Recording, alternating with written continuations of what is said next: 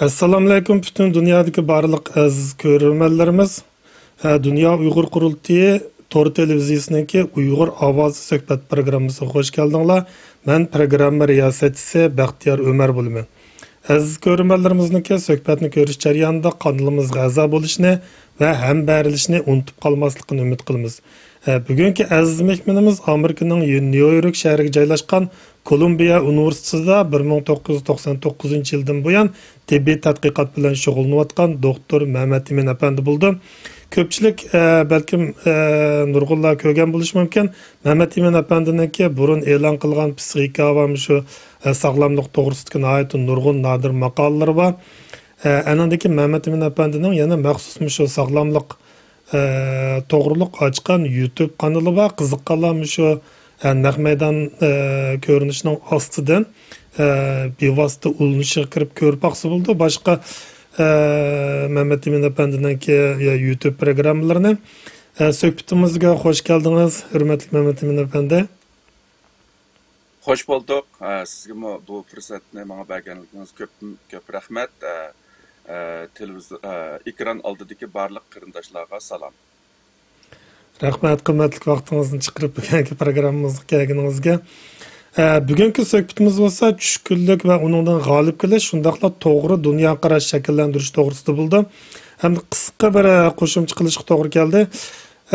Chunki bu psixika sog'lomlik nihoyat insonniki jismoniy sog'lomlikqa emas, shu turmush, o'g'inish, oila, muvaffaqiyat to'g'riliq bütün sohalarga chetildigan bo'lib ketdi. Uning ustiga hozirgi dunyo taraqqiy qilib, psixika burun bir fan bo'lsa, hozir bir dunyo bo'lib ketdi. Bu psixikaning orasidagi chetildigan turlar, hatto shu mol setib olishdan tortib, xizmat, boshqa, ya'ni nurg'un sohalarga ayrim fan kasb bo'lib, nurg'un sohalarga chetildi. Shuningga psixikani o'rganmaymi?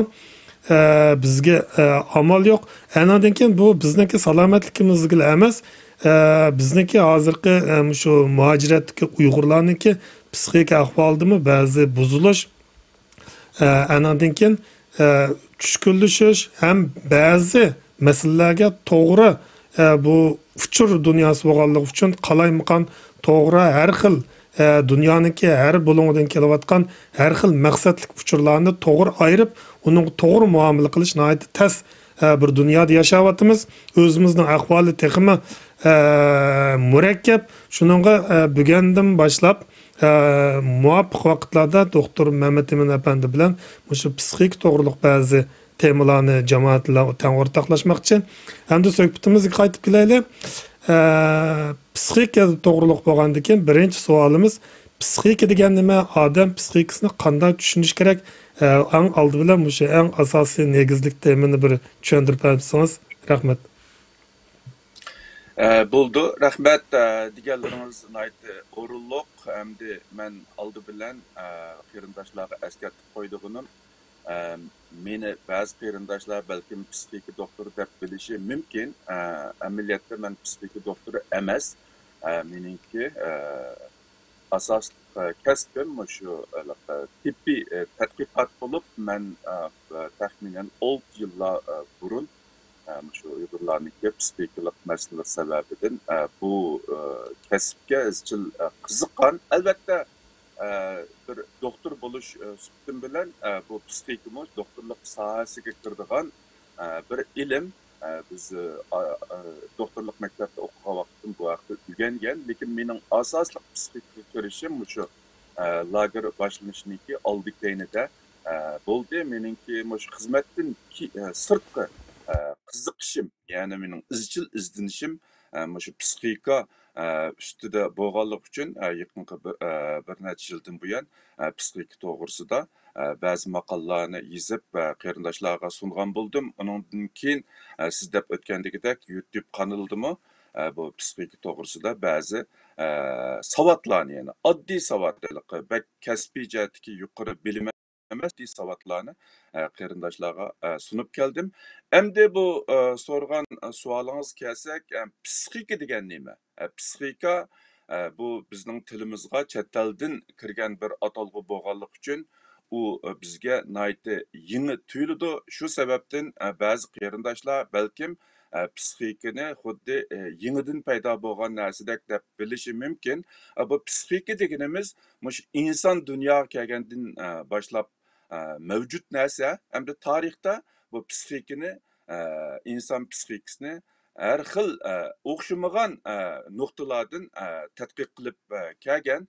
Yani burun asaslıqı mushu insonshunoslik falsafa nuqtasidan, ya'ni jamiyatshunoslik nuqtasidan tadqiq qilgan bo'lsa, yaqinqi 150 yil davomida bo'libmi bak mushu g'arbdagi sanoatlashishdan keyin ya'ni mushu meditsina ilmida tajriba tadqiqot kuchlangandan keyin psixika asldagi bu an'anaviy usuldan yangicha usulga taraqqiy qilib, bu asldagi falsafa jamiyatshunoslik doirasidan olqib, hozirgi zamon g'arb tibobati bilan, ya'ni bizning minimiz va nervimiz bevosita munosabatlik bir ilmga aylandi.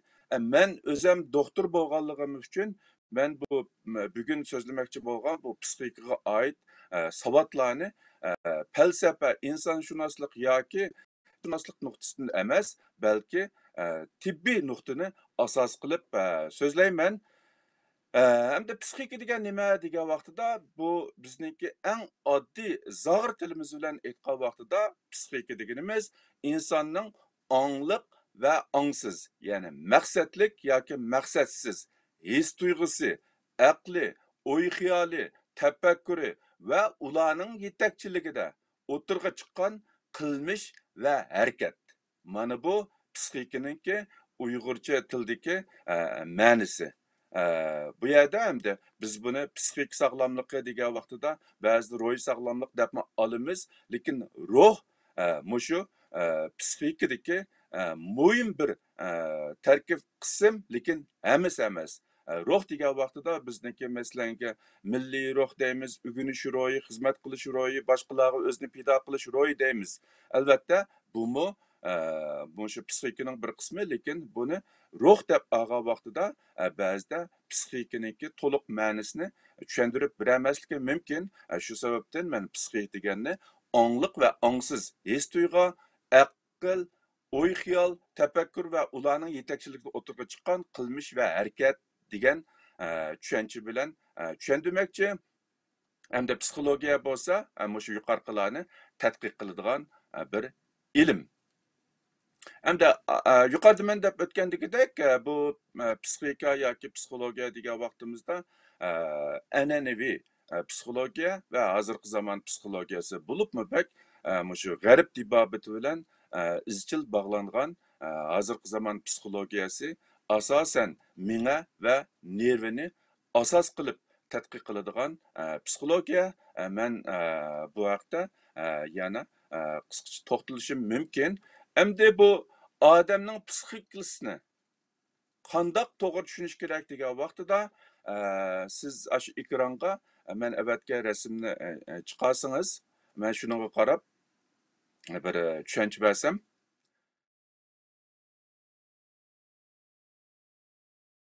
Lekin bizniki shu tashqi muhit atrofimizdagi o'zgarishlarga asosan bizniki kayfiyatimizda bu rasmda ko'rsatilgandagidek o'zgarish bo'ladi. O'tirliqdagi yeshil rangliki, ya'ni bizniki eng mo'tadil vaqtidagi ro'yi kayfiyatimiz uning yuqorisiga mangansi masalan energiya nuqtasini aytgan vaqtida ishib mangan, ya'ni ochiqlash, vaqirash, har xil bunda qo'pollik qilish yoki bo'lmasa bir narsalarni urib chiqish degandagidek bizningki kayfiyatimizdagi energiya nuqtasini aytgan vaqtida yuqorilab mangan ro'y kayfiyat bo'ladi. Anandan keyin uning töveniga mangan vaqtida ya'ni qor ranglikni men shu energiya nuqtasidan tövellash bu din kelib chiqqan ro'yi kayfiyat o'zgarish deb qarashga bo'ldi. Bu rasmda ko'rayotganinglardagidek bizniki shu ro'y kayfiyatimizda yuqorilash olgan vaqtida bizda ochchi qilinish, g'azab qilinish yoki bir narsani urib chiqish degandagidek o'zgarishlar bo'ladi. Agar tuvanga qarab mangan vaqtida bugun bizning so'zlamoqchi bo'lgan tushkunlashish odamniki psixikasini burun yuqorida men deb o'tgandagidek faqatla psixika insonshunoslik jamiyatshunoslik nuqtasida aytgan bo'lsa hozir tibbiy tadqiqot taraqqiy qilgan bugungi zamonda uningki shu miya nervi tarafidan kontrol qiladiganligi ya'ni bizniki genimiz bilan munosabat ekanligi uningdan boshqa shu tug'ilib o'sib yetilish jarayonidagi tashqi muhit va tarbiya bularmi nihoyatda muhim rol o'ynaydiganligi ma'lum. Gin degan vaqtida hamda ba'zi odamlarning biz masalanki mijozi tarso deymiz, mijozi qo'pol deymiz yoki bu azaldan shundoq mijozlik odam deymiz. Bularning hammasi bir qismi shu gin bilan munosabatli, ya'ni ota onamizdan miros qolgan psixika bo'lgan bo'lsa, bir qismi shu ota onamizda bor mijoz xuluq tufaylidan bizni tug'ib cho'ng qilish jarayonida bizga singdirgan bo'lishi mumkin. Albatta biz cho'ng bo'lib maktabga kirdik, o'qidik, xizmat qildik, nurg'un har xil odamlar bilan uchrashdik, har xil muhitlar bilan uchrashdik. Andan keyin biz duch kelgan ideologiya, siyosiy tashviqotlar farqli bo'ldi. Shu sababdan ularmi bizniki psixikimizga o'xshamagan darajada ta'sir qilishi mumkin. Hamda bu yerda men alayda ta'kidlab o'tadiganim nima uchun o'xshash muhitda cho'ng bo'lgan kishilarniki o'xshash ahvolga uchragan vaqtida ularniki qaytirgan inkosi psixikasida farqli bo'ladi degan vaqtida xuddi insonlar o'xshash bir kasal paydo qiluvchi omil ya'ni bakteriya virusga uchirgan vaqtida ba'zilar yuqumlanib kasal bo'ldi, ba'zilar yuqumlanib kasal bo'lmaydi. Buning sababi badanning immunit kuchiniki o'xshamasligiga asosan bo'ldi. O'xshashlar bu psixikadimi o'xshamagan odamlarniki bu psixikalik omillarga nisbatan immunit kuchi, qarshilik kuchi o'xshash bo'lmaganligi uchun o'xshash muhit cho'ng bo'lgan ba'zi insonlar ba'zi ishlar tufaylidan qayg'urib tushkunlikka giribtor bo'lishi mumkin. Ba'zilar uningga qarshilik kuchi kuchli bo'lganligi uchun o'ziniki sog'lom ro'y kayfiyati va sog'lom tafakkurni saqlab qola olishi mumkin. Sizningki bu birinchi savolingizga men qisqa qilib shunchalik javob beray. Agar kam qolgan yerlar bo'lib qolsa to'liqlasak bo'ldi. Mishada bir qo'shimcha savol so'rag'imga qoldi. Bizniki shu universitetda o'qiyotgan vaqtlarda nurg'un ziyolilarimiz botdi. Maktab bitagandan keyinmi Uyg'urlarda o'xshash bir xil psixikaga to'g'ri qarashda qaramaydigan bir ish bor. Chunki shu vaqtlarda bo'libmi shu Freudningki tush ta'biri degan kitob nurg'un odamlar o'qigan. Shuning bilan psixikaga bo'lgan qarashi yoki ilqi pal soldigan o'xshash yoki bo'lmasa butunlay jinsiyatga bog'lanib qolgan xalqlar psixika deslar yoki ro'yi kasal deb o'ylaydigan shunday bir to'g'ri bo'lmagan qarash mavjud nurg'un ziyolilarimizdami. Chunki bu psixika sog'lomlikqa qat'iy e'tibor bermaydigan o'zidagi masalalardan o'zini ap qochadigan bu masala balki ig'irti tuyg'usi esimga qoldi. Bu to'g'riliq qanda bir to'g'ri qarashda bo'lish kerak agarda odamda ma'lum psixikada masala bo'lsa. Buni qisqa bir tushuntirib bergan bo'lsangiz rahmat. Endi bu bizningki shu Xitoydagi cho'ng muhit bilan bog'liq deb qarashga bo'ldi. Chunki bu psixika ilmi, psixika atalg'usi men yuqorida deb o'tgandagidek bizga yangi bir atalg'u bo'lganligi uchun biz uni psixika deganni tor doirada tushunib, psixika bilan munosabatlik boshqa turlarni biz mijoz xuluqi degandagidek, ro'y kayfiyati degandagidek har xil boshqa atalg'ular bilan atab kelgan. Men yuqorida deb o'tgandagidek psixika degani mush insonlarning aql, o'y, fikr, hamma munosabatlik narsalarning hammasini o'z ichiga olgan bir ilm hamda. Shunglashqa biz bu psixikani tar doirada yoki siz deb o'tgandagidek yoki bo'lmasa sarang ro'y kasalliklarini davolaydigan deb tushunish kerakmi yoki mushu insonlarniki aqli, hissi va ro'yi dunyosiga bog'liq barliq o'y fikr qilmishlarning hammasini psixikaga kirgizib tushunish kerakmi? Bu asosan shu tushunchadagi masala.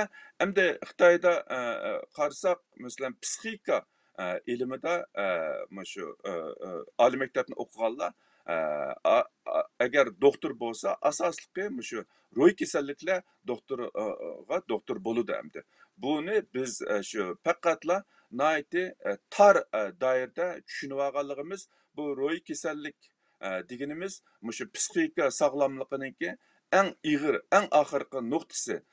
Amaliyotda psixika ilmi yolg'iz eng oxirgi kasallik bosqichiga borganlarga emas, bütün insonlarniki shu kundalik hayotidagi sağlam o'y fikr, sağlam tafakkurlarga hammasiga yo'l ko'rsatadigan, ya'ni insonlarning shu kundalik hayotining sifatini yuqori ko'tarishga xizmat qiladigan keng doiralik bir ilm. Shunglashqa bu psixika bizga bir tarafdan qarasak nayti kona bilingan bilan bir tarafdan nayti yeni bir uqum bizda bir tarafdan psixika doktorlar, ya'ni haqiqiy ma'nodagi shu g'arbdagi psixika doktorlarninki kam bo'lishi, andan keyin vatanda yetilgan psixika doktorlarninki o'ziniki kasb doirasini faqat shu ro'y kasallik doktorxonasida kasal ko'rdiganlar debla cheklab olganlikdan kelib chiqqan masala. Hamda biz yashayotgan g'arb davlatlarida bu nihoyatda keng doiradagi bir hukm bo'lib, misolan insonlarning uyida o'limlik bo'lgan vaqtida, qatnash vaqasi bo'lgan vaqtida shu fojialardan kelib chiqqan kayfiyatdagi o'zgarishlarning ustidan qandoq g'olib kelish to'g'risidami kishilar psixika doktorga berib ko'rinib, ularninki fikrini oladi. Shunlashqa bu yerdagi eng muhim masala bizdagi tushuncha masalasi bo'lib, buni shu jihatda shu savodlarni, har xil savodlarni, har xil leksiyalarni ko'paytirish orqali xalqimizniki bu vaqtdagi tushunchisini bara-bara to'g'rilig'i bo'ldi deb qarayman. Ko'pdan ko'p rahmat. Anda olsa yana biza cho'nqurlab kelayli. Endi ro'yi kasallik bilan psixikalik to'salg'uning farqi qanday bo'ldi? Endi keyin buningdagi to'salg'ularning ichidagi bu tushkunlikniki ta'biri qanday? Buni bir tushuntirib bergan bo'lsangiz rahmat. Endi bu men yuqoridagi rasmda ko'rsatib o'tgandagidek insonlarniki bu nimasi hissiy tuyg'usi ichki va tashqi muhitning o'zgarishiga ergishib o'zgarib turadigan narsa. Endi bu bir oq bilan qoraning orasidagidek bir aniq siziqlik narsa emas. Shunlashqa bizningki kundalik ro'y his tuyg'ularimizning o'zgarishniki ma'lum bir jarayonlari bo'ladi. İnsanlar bu jarayonni yoki bu doirani normal deb bekatgan bo'lsa, uningdan olqib ketganni benormal deb bekatgan. Hamda bu yerda normal bo'lmagan cho'qim kasallik bo'ladi degan vaqtida undaq emas. Normal bilan kasallik orasida nihoyatda keng bir jarayon bo'ladi.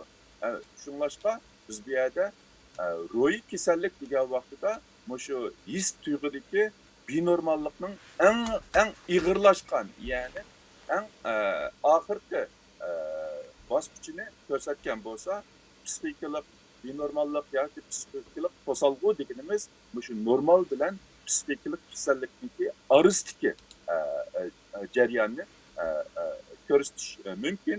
Ham psixikalik to'salg'ulik yoki psixikalik benormallik degan vaqtida bu rasmiy ro'y kasallik darajasiga bormagan, biroq agar bu bir taraf qilinmasa yoki bo'lmasa vaqtida çağrı kullanılsa bu barbara terakki kılıp belki psixika kesel yoki ro'y kasallik darajasiga taraqqiy qilishi mumkin deganlik bu.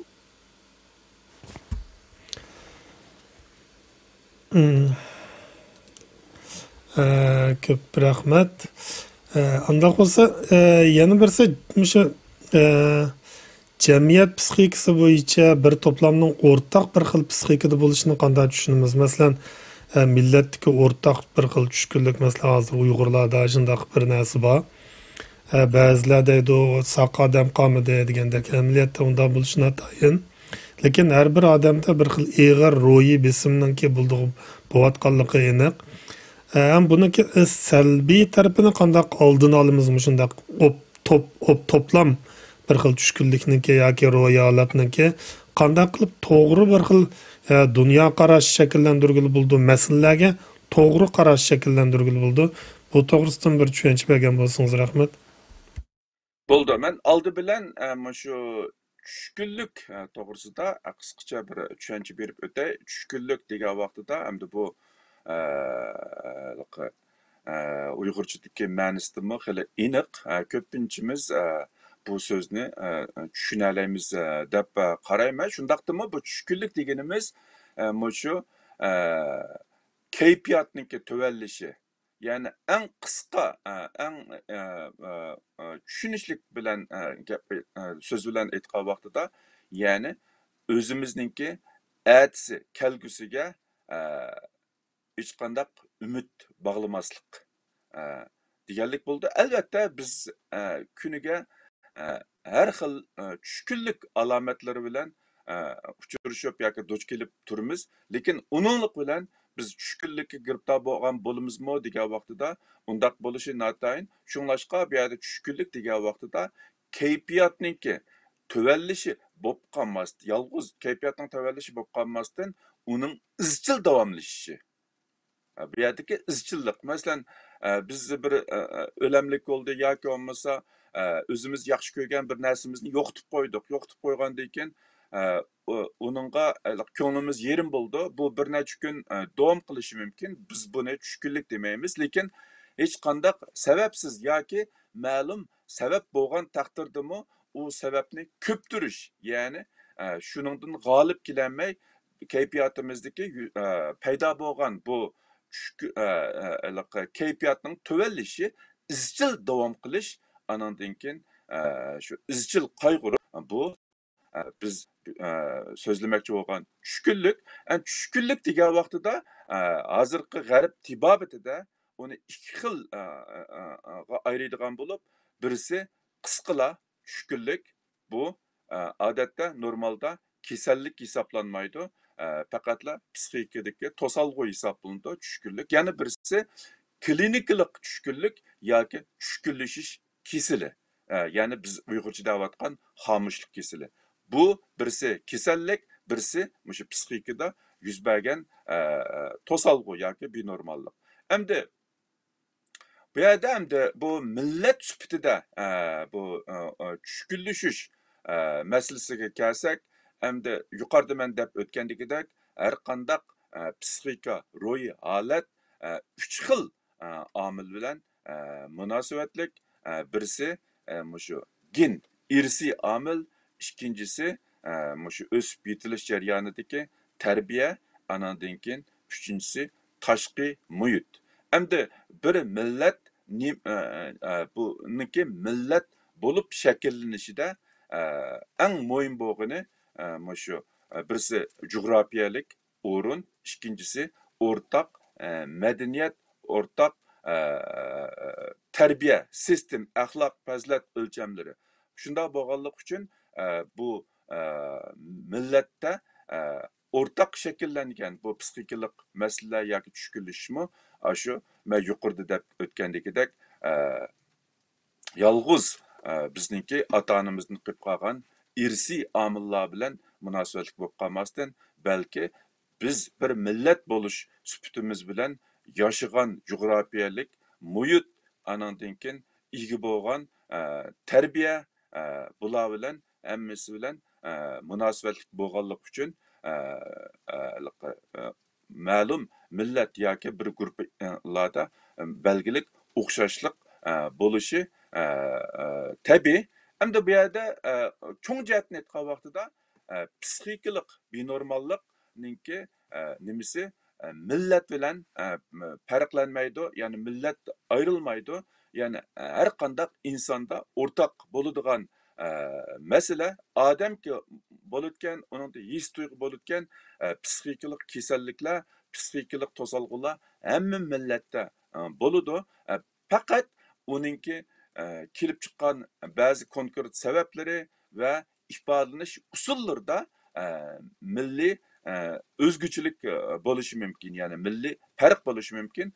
Shunglashqa bugun men hamda bu yerda to'xtaldiganim insoniyatga umumliq bo'lgan taraflardan emas, balki bizga Uyg'urlarga xos bo'lgan taraflarni asos qilib so'zlayman.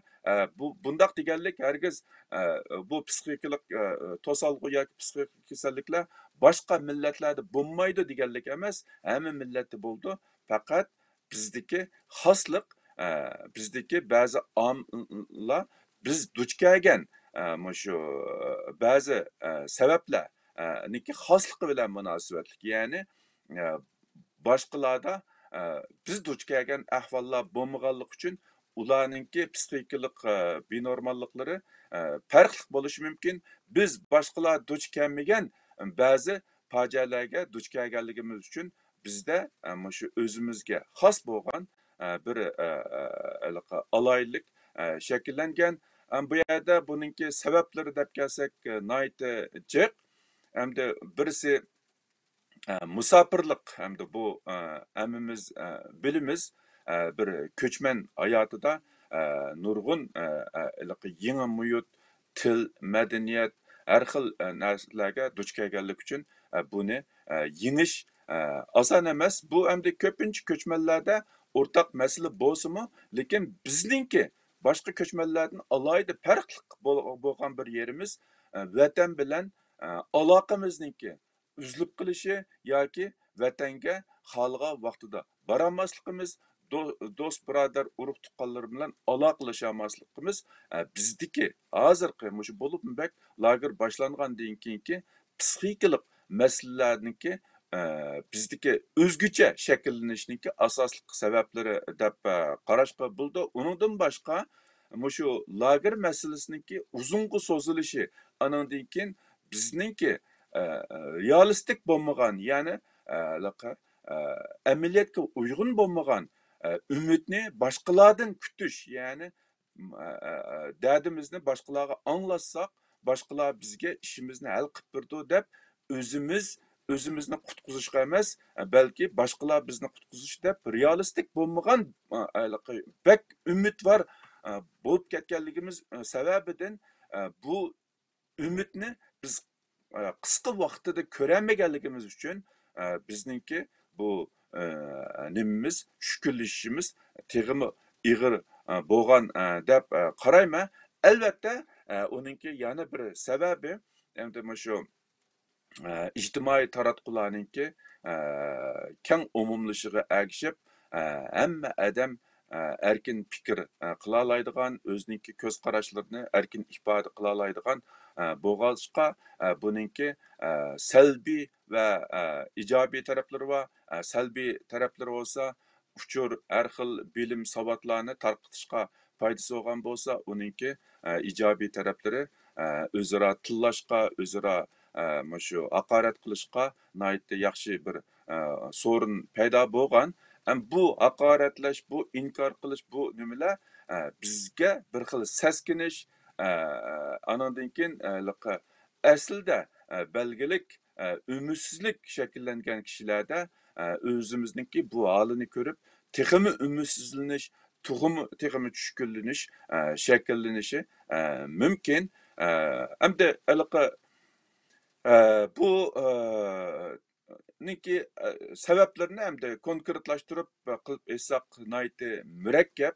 Buni bu bugungi leksiyada hammasini so'zlab bo'lishimiz qiyin, lekin men yuqorida deb o'tgandagidek shu 3 xil omil da biz yaxshi bir taraf qilolmaganligimiz yoki ba'zi qarindoshlar bu taraflarda yaxshi diqqat qilmaganligi uchun bizda shu tushkunlikniki ig'irlashib ketayotgan ahvolini hammamiz ko'rib turibmiz. Hamda Uyg'urlarning hammasi ro'y kasallik deyishga bulamdi degan vaqtida albatta unda bo'lmaydi. Chunki men yuqorida deb o'tgandagidek bu ro'y sog'lomlik, ya'ni normallik bilan kasallik orasida keng ketgan bir jarayon bo'lib, bizda hamda haqiqatan mutlaq ko'p qismimizda o'xshamagan darajadagi kayfiyatdagi o'zgarish, egizpaslik, shu ro'y to'solg'u deganlar bo'ladi. Baliqi aniq hamda ham uning bularniki darajasi, ifodalanish usuli shaklida farqli bo'lishi mumkin, lekin menda yo'q, senda bor deb undaq kesib aytolmaymiz. Hammamiz inson bo'lganligimiz uchun, his tuyg'umiz bo'lganligimiz uchun u ozdir ko'pdir ta'sirga uchrab, aslidagi normallikdan alqib, ya'ni aslida huzur olalaydigan ishlardan huzur ololmaydigan, xush bo'ladigan yerda xush ololmaydigan ashtaq bir ahvol shakllandi. Shu sababdanmi biz mujoratga Uyg'urlarningki ko'p qismida ba'zi kayfiyatdagi o'zgarish, ro'y benormallik yoki ro'y to'solg'u bor deb qarashga bo'ladi. Biroq Uyg'urlarning ko'p qismi ro'y kasallik deb unda qarashga bo'lmaydi. Ko'pdan ko'p rahmat. Chunki shu jamiyatda ko'p anglaymiz. Hozir saq odam qolmadi degandek haqiqatan ig'ir bir ro'yi holatda turyapmiz.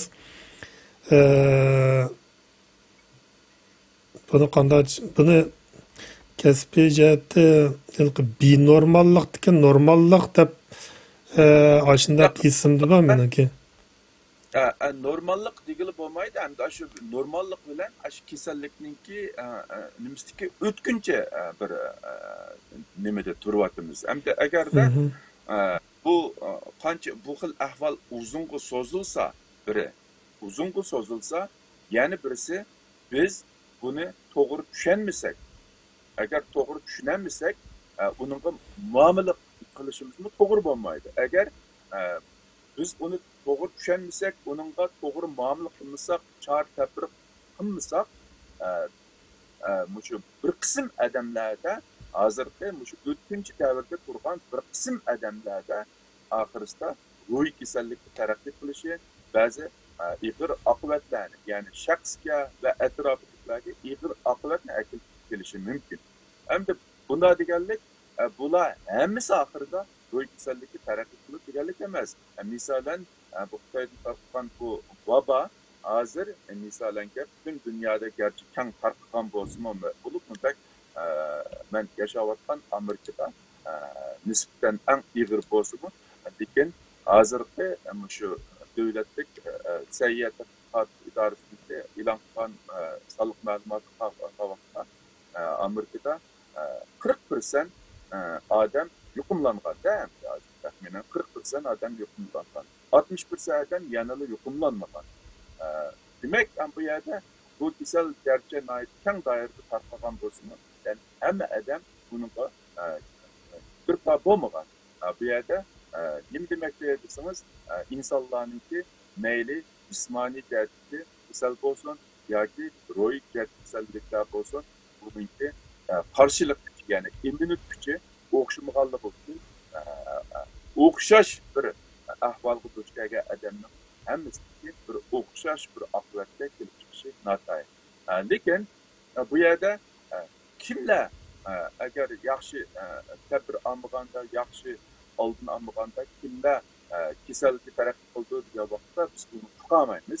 Lekin shunday bo'lganlik uchun biz millatninki umumiy manfaatini ko'zda tutib, bu jihatda tunishimizni yuqori ko'tarishimiz, o'rinsiz haqorat, o'rinsiz talash tortishlarni oziltishimiz, anondan bu yerda bir millat ustida bizniki qad ko'tarishimiz bir ikki odamning ishi bo'lmasdan butun millatga bog'liq mesele bo'lganligi uchun ya'ni o'zaro sevgi, o'zaro kuyinishni yuqori ko'tarish bizningki bu hozir duch kelgan bu qiyin ahvoldan g'olib chiqishda muhim.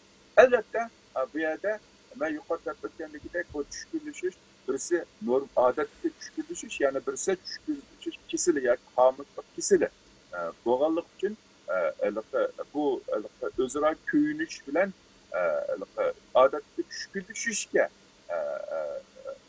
ba'zi tushkunlashish masalasini hal qilishga uniki ahamiyati bo'lsa-mu, lekin tushkunlashish kesiliga, ya'ni xomislik kesiliga giriftar bo'lganlarga nisbatan cho'ng ahamiyati bo'lmasligi mumkin. Albatta, undaq kishilar, ya'ni xomislik kesili yoki tushkunlashish kesillikka taraqqiyotgan kishilar cho'qim psixika doktorga ko'rinib, sistemalik davolash ilib berishga to'g'ri keldi. Bizningki bu leksiyalarimiz, bu jihatdagi tashviqotlarimiz, insonlar orasidagi sevgi, muhabbat, o'zaro ko'nish deganlar hammasi shu bir tarafdan normal odamlarning tushkunlashishniki oldini olsa, yana birisi tushkunlashish paydo bo'lgan shu o'tkinchi davrdagi odamlarniki kasalga taraqqiy qilishining oldini ilib qolmasdan ularniki salomatligini, ya'ni asliga keltirib umidvorligini umidvorligini qaytarib olishga, ya'ni umidini asliga keltirishga foydasi bor. Agarda bizniki bu xalqimizniki ko'p sondagisi umidvor bo'lsa, shuningga tushliq amaliy harakatlarni ilib borsa, bizniki millatniki qad ko'tarishi umumyuzlik manfaatiga foydali bir sharoit shakllanishi mumkin. Endi bu konkret ahvollarda nima qilishimiz kerak degan vaqtida bu jihatda biz keyingi leksiyalarimizda yana to'xtalsak bo'ldi. Hemen bu yerda qisqartib desak, shu millatimiz hozir yuzlangan shu psixikalik shu masalalardan qandoq g'olib kelgil bo'ldi, buni qandoq bir taraf qilib bo'ldi, qandoq qilib biz to'g'ri dunyoqarashni shakllantira olamiz degan vaqtida men yuqorida o'tgandagidek bu millatning davosi bir ikki odamninki ishi emas, butun millatning kam deganda ko'p sondagi xalqimizningki o'rtaq tirishchanligi bilan hal bo'ladigan ish bo'lganligi uchun biz yolg'iz ot emas, shu otlarni hammasini birlashtirish, ya'ni yolg'iz otning chingi chiqmabdi, chingi chiqsimi dingi chiqmabdi degandagidek biz yolg'iz qahramon bo'lamizmi yoki atrofimizdagi xalqimizning hammasini rag'batlantirib, jasoratlantirib, o'zimizning shu sepimizga qo'shimizmi degan masalani o'ylagan vaqtimizda biz boshqalarni inkor qilish, haqoratlash emas, balki xatoligi bo'lsa tuzitish, uni rag'batlantirish, uni umidlantirish bizningki milliy manfaatimizga texmi foydali va davoning taraqqiy qilishga texmi foydali bo'lishi mumkin. Bu bizningki shu ruhiy sog'lomligimizdagi davodagi, ya'ni bizning milliy davodagi muhimligining bir sababi. Chunki bu inson mayli tushkunlashish olsun yoki mayli boshqa ruhiy sog'lomlik masalalari olsun, odamning ruhiy sog'lom bo'lmagan vaqtida uningki tafakkur sog'lom bo'lmagan vaqtida to'g'ri xatoga to'g'ri hukm chiqarolmaydi. Ya'ni to'g'ri xatoni ostin ustin qilib qo'yishi mumkin. U tafakkur bilan, u ko'z qarash bilan chiqargan yakun qaror xato bo'lishi mumkin. U qarash, u tafakkur bilan qilgan harakat xato bo'lishi mumkin. Bizningki maqsadninki chiqish nuqtamizningki qancha to'g'ri bo'lishidan qat'iy nazar, agar bular xato bo'lgan vaqtida biz umid qilmagan nurg'un yomon oqibatlar kelib chiqishi mumkin. Shunlashqa bizningki bir millat sifatida o'zimizningki psixika sog'lomligimizni yaxshi saqlashimiz, bizningki tafakkurimizningki sog'lom bo'lishining kapolati, tafakkurimiz sog'lom bo'lgan vaqtida anandan keyin masalalarga to'g'ri qaror chiqara olishimiz mumkin. Masalalarga to'g'ri qaror chiqargan vaqtida anandan keyin bizningki da'vo algı besishi mümkün. Köptün köp rahmet. Hakikaten dünya qarash bir narsaga bo'lgan inkasning to'g'riligi uningki oxiridagi natijasininki to'g'riligiga elib bordi ekan. Endi bir amaliy bir shu hozir jamiyatimizda yuz berayotgan bir ahvolga kelayli. Bo'lib shu Ukrainaga bo'layotgan yordam masalan butun dunyo qo'zg'alib ketdi. Uyg'urlar tirishayapmiz 70 yilda yoki bu zulmni keyingi tarixdan desak 70 yil desak kommunist Xitoyning zulmini. Endi o'xshash bir ahvolda biz undan yordamga erishdik, lekin hozirgidek bir shaklda emas. Mushu sabablar tufaylidan bir xil mayuslanadigan, adolatsizlik his qiladigan ahvol jiq odamlarning og'zidan anglayapmiz. Medialarda bu gaplar bo'lyotidi. Sizningcha bu masalaga qanday bir muomala qilish kerak? Ya'ni bizningki to'g'ri inkosimiz qanday bo'lishi kerak? O'sha Ukrainaga bo'lgan yordamga.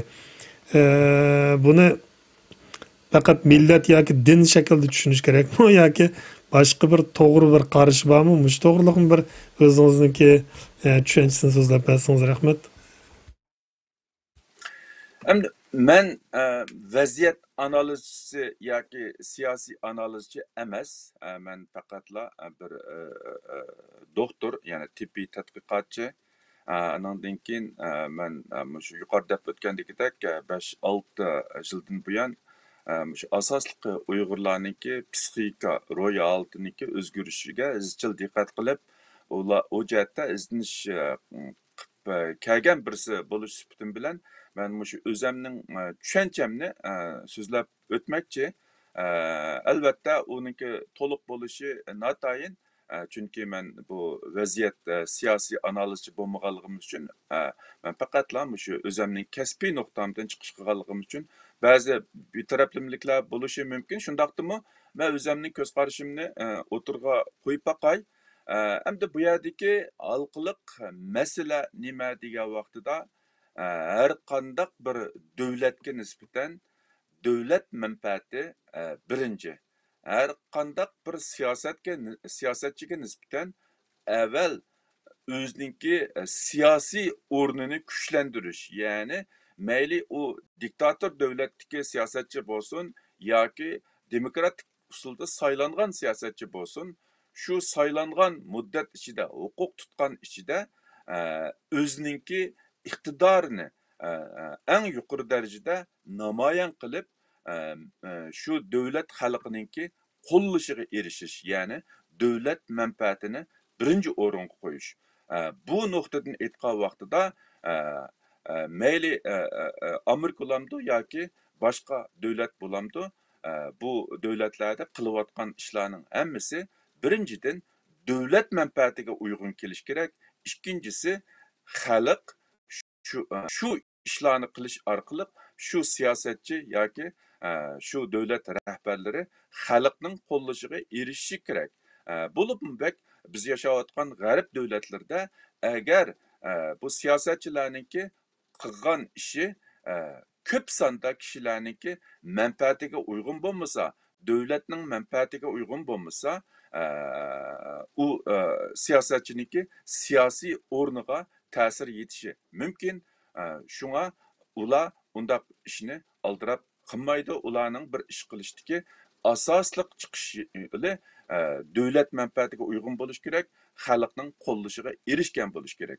Endi bu Ukraina masalasiga kelsak, bu yerda nima uchun Amerika boshliq g'arb davlatlarininki chaqiriqi bilan butun dunyo Ukrainaga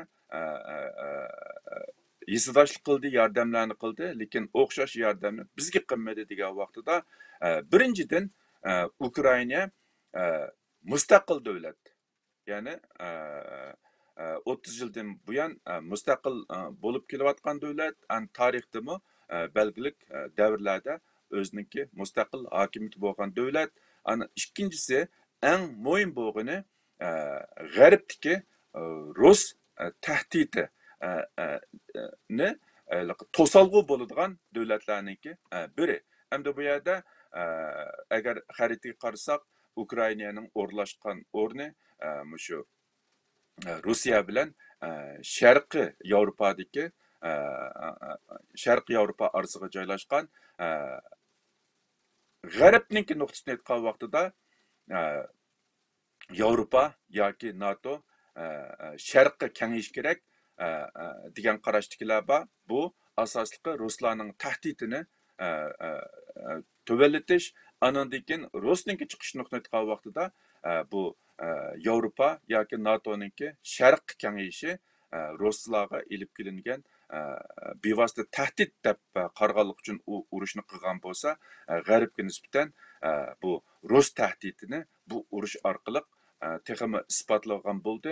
Shunglashqa bu mushu mayli Amerika bo'lamdi, mayli Yevropaliklar bo'lamdi, mushu davlatlardagi ko'p sondagi xalq asli Yevropaniki ko'chmanlari bo'lganligi uchun, ya'ni Amerika, Kanada, boshqa davlatlardagi insonlar bilan Yevropadagi xalqniki yiltizi bir ham tarixda mushu Ruslarniki tahdidiga uchrab kelgan, ham hozirmi Ruslarni o'ziga eng chong tahdid deb qaraganligi uchun Amerika o'zininki Amerika boshliq G'arb o'zininki davlat manfaati yoki o'zining ko'p sondagi xalqininki manfaati uchun buni o'zininki mushu siyosiy nimasini yuksaltirishniki bir yaxshi fursat deb butun dunyo chaqiriq qilib bu Ukraina masalasiga qizg'in bo'lyotidi.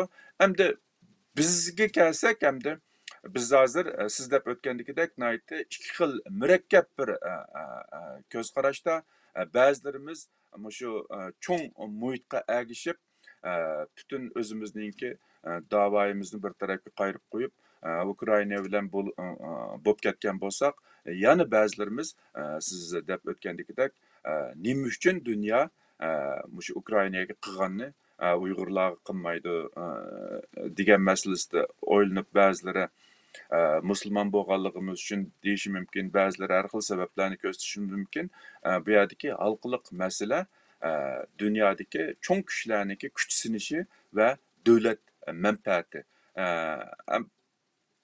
Hammamizning esida bor, shu ayni vaqtda Sovet Afg'onistonga besib kirgan vaqtida Amerika Afg'onistonliklarni musulmonkan yoki sovetliklarni dinimiz yiqilishib qolayotgan demasdan Afg'onistonga yordam qilib Sovetni Afg'onistondan qo'g'lab chiqargan. Bundan ko'rib olishga bo'ladiki, bu yerdagi yana muhim masala diniy e'tiqod farqi bo'lmasdan, balki davlat manfaatiniki qanchalik muhim ekanligi ko'rib olishga bo'ldi. Albatta, din orasida xristian yoki musulmon, sharq g'arb orasida o'zaro o'chmanlik yoki ziddiyatlar bormi desa, albatta bor. Lekin bu Ukraina masalasida uninki hal qilg'ich rol o'ynagan deb qaramayman. Bu yerda hal qilg'ich rol o'ynagani ya'nila men deb o'tgandagidek shu birisi Rus tahdid bo'lsa, birisi G'arbniki, ya'ni Amerika boshliq G'arbniki eng muhim bo'lgan davlat manfaati va xalqniki ovoz masalasi. Bu muhim rol o'ynagan. Hamda bizningki da'vo ishimizga kelgan vaqtida mayli bizni qanchalik qo'llagan Amerika bo'lsin yoki G'arb bo'lsin, bularda o'rtaq bir hal qilg'ich masala bor. U bo'lsa-mu, ular tiqicha bizni mustaqil bir davlat deb e'tirof qilgani yo'q. Ham ularningki bizga bo'lgan bütün yordamlarining hammasi Xitoyninki zimin butunligini hurmat qilgan asosda elib berilyotidi hozir qadar. Shunglashqa G'arbningki bizga bo'lgan hissdoshligi faqatla insonlik nuqtasidan, ya'ni Xitoyni ayıplash yoki ba'zi iqtisodiy jazolarni berish, ba'zi qonunlarni chiqarib Uyg'urlarning haq-huquqini, ya'ni insoniy haq-huquqini qo'g'dash bilanla cheklanib qilg'iliq. Buningki asosliq shu farqi Ukraina bilan Uyg'urlarniki farqi.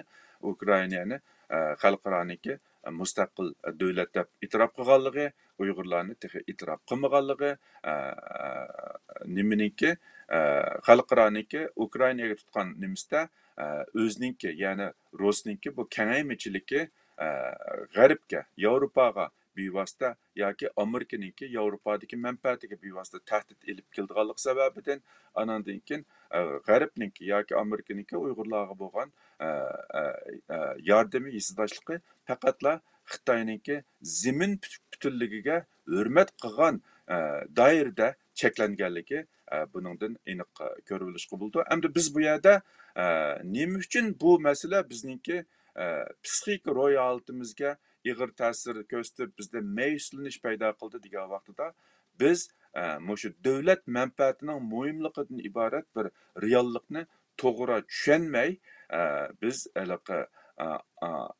reallikqa uyg'un bo'lmagan ba'zi umidlarni boshqalardan ko'rganligimiz, ya'ni xuddi biz kompyuter oldida o'ltirib shu dardimizni to'ksak yoki boshqalarni haqoratlab tillasak, boshqalar bizga o'zligidilla ekansa mustaqil qilib turdigandek yoki hokimiyatni qo'limizga ilib mana mavuslarning davlatinglar sizlarni boshqaringlar deb qilib qo'ydigandagidek reallik uyg'un bo'lmagan ba'zi umid bo'lganligi uchun bu umid qancha reallikqa uyg'un bo'lmagan vaqtida biz u yuqoridan tövanga shuncha qattiq tushishimiz mumkin. Albatta biz g'arbniki kuchli davlatlarniki yordamiga muhtoj, ularniki bizga qanchalik yordam qilishi yana bir tarafdan bizningki amaliy ahvolimizga bog'liq. Ya'ni biz g'arbga masalanki shularga yordam qilsak, bular o'zining ishini o'zi davom qilib ketalaydi degan ishonchni bera olishimiz kerak. Shu Ukraina masalasi kelgan vaqtida masalan dastlabda urush boshlangandan keyingi ahvol bilan keyingi ahvollarda buni nihoyatda aniq ko'rib olamiz.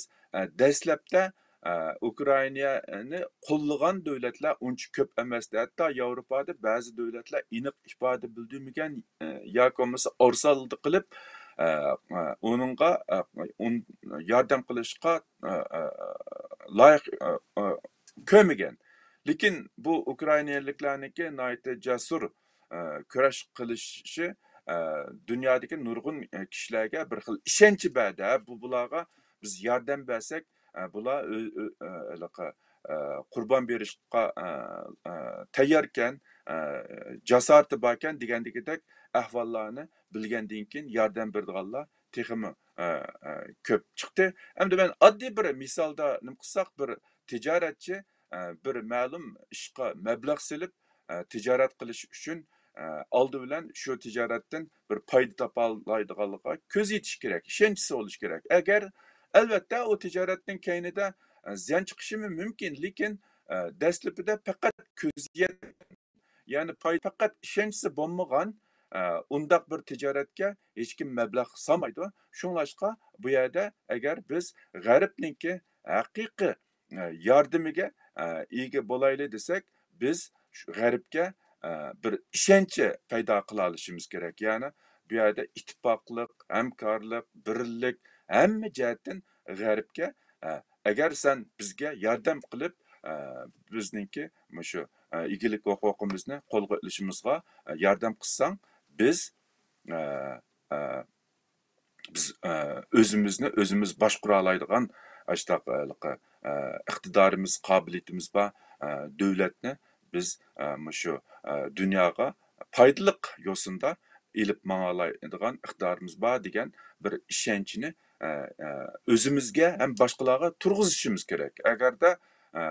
Agarda xalq boshqalar, ya'ni bizga shunchalik bir ishonmasa, masalan bizningki mustaqil bo'lgandan keyin dunyoga tinchlik emas, baloyi ofat akildigan bir millat deb qarasa, bu vaqtida g'arb bizga yordam qilmasligi mumkin.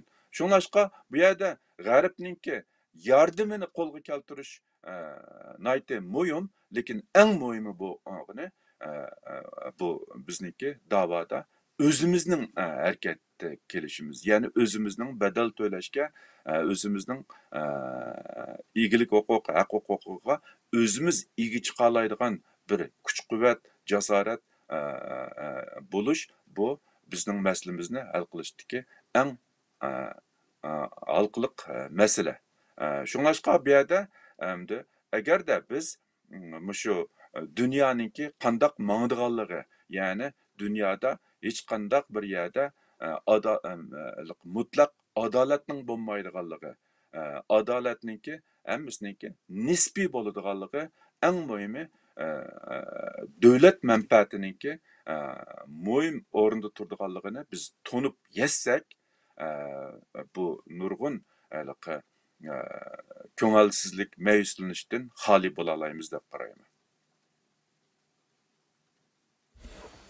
Köpten köp rahmet demek, aldı bilen özümüzden kıymetini yaratish, özümüzni tunutish, dunyoga Uyg'urning kimligini bildirish eng muhim xizmatlarimizdan birisi. Vaqt munosabati bilan 1 soatga yaqinlashib qolibdi. Sizningki qimmatli vaqtingizga köpten köp rahmat.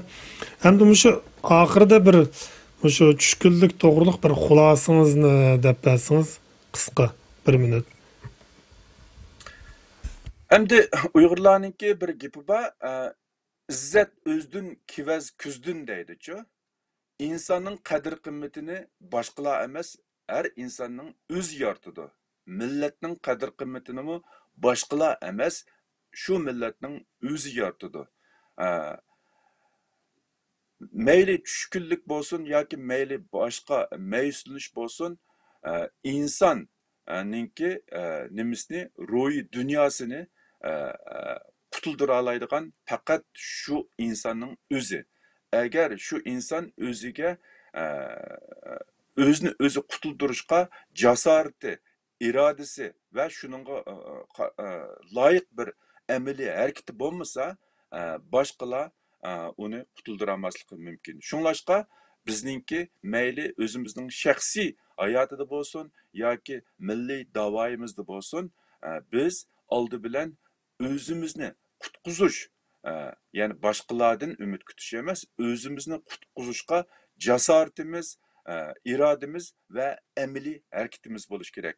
Bu ham bizningki shu tushkunlikdan qutulishimizga, ham bizningki milliy davoni taraqqiy qildirishimizga o'rtaq keladigan bir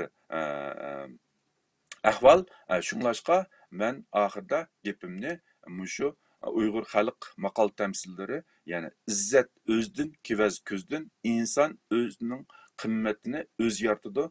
Herkes bir insonning qimmatini boshqalar yaratmaydi degan shu so'zim bilan oxirlashtirmoqchi. Köpten köp rahmet, nəhayət mənlik bir söhbət oldu. Yanıla qimmatli vaqtingizni chiqarib programmamizga kelganingiz uchun köpten köp teşekkür bildiramiz. Biz bundan keyingi xizmatlaringizning utuqliq bo'lishini umid qilamiz. Shuning bilan birga bu psixika to'g'risidagi programmamiz muvofiq vaqtlarda, ya'ni Muhammad men doktor bilan yani davomli o'rinlashtirib turamiz. Şunun bilan birga programmamiz mishiyada oyoqlashdi. Qadrli ko'rganlarimizningki qimmatli diqqatiga rahmat. Saytimizni texnik yaxshilash uchun fikr taklifinglar bo'lsa, qizg'in qarshi olamiz. Aziz ko'rganlarimizning kanalimizga a'zo bo'lishni, ham berilishni unutib qolmasligini umid qilamiz. Xushvaqt bo'linglar. Allohga omonat.